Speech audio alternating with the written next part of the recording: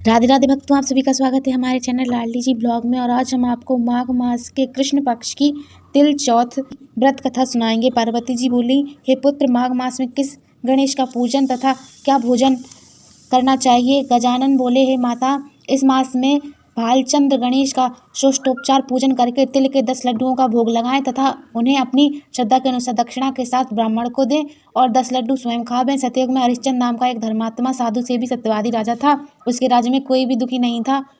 इसी राज्य में एक ऋषि शर्मा ब्राह्मण रहते थे। उनके एक पुत्र पैदा हुआ और कुछ समय बाद ब्राह्मण की मृत्यु हो गई। ब्राह्मणी दुखी होकर अपने पुत्र का पालन करने लगी और गजानन चौथ का व्रत करने लगी। एक दिन उसका पुत्र गणेश जी की प्रतिमा को लेकर खेलने निकल गया। एक दुष्ट कुम्हार ने उस बालक को हवा में रखकर आग लगा दी।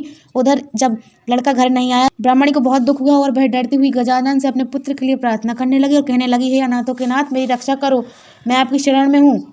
इस प्रकार रात्रि वह विलाप करती रही और प्रातः होकर कुंवार अभा देखने को आया तो उस बालक को देखा और अभा में जंघा पर्यंत जल भरा था। इस घटना को देखकर कुंवार ने राजा के पास जाकर सभी समाचार कहा और बोला, हे नाथ, मैंने अनर्थ कर्म किया है, मैं वध के योग्य हूँ।